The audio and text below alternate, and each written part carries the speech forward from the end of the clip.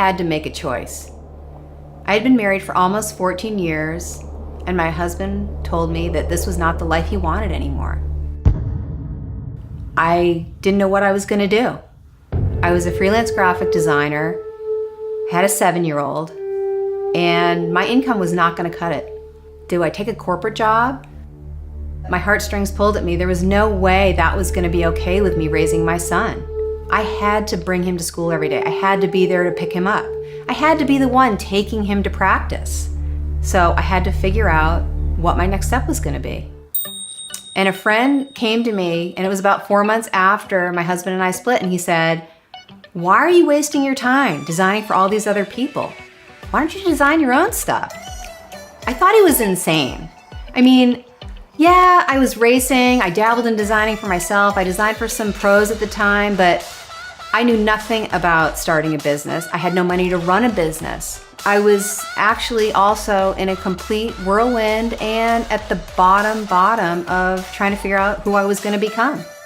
So now that I look back, it's really interesting. It's been almost 8 years, and now I look at everything and I'm like, wow, it's really changed. It's not enough to just look at the trends. It's not just taking, okay, right now tropical's really in, and you go and you find a seamless repeating tropical pattern and you slap it on Lycra. Yes, you can do that. Anyone can do that. But how do you really design the clothing?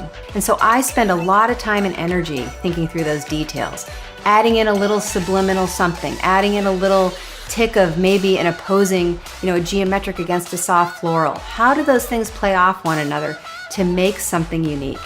I take inspiration from street and skateboard.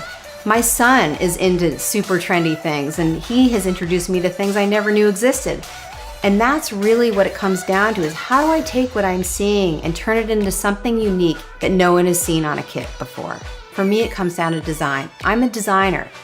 That's in my blood. Honestly, I feel incredibly fortunate. This thing that started from tragedy, where I thought, well, how was I gonna even come out of this alive? And I thought, well, if I sell one thing a day, it'll help, has turned into my new career and an incredible dream come true. I get up every day. I get to work, play, and live doing what I love. It doesn't get any better than this.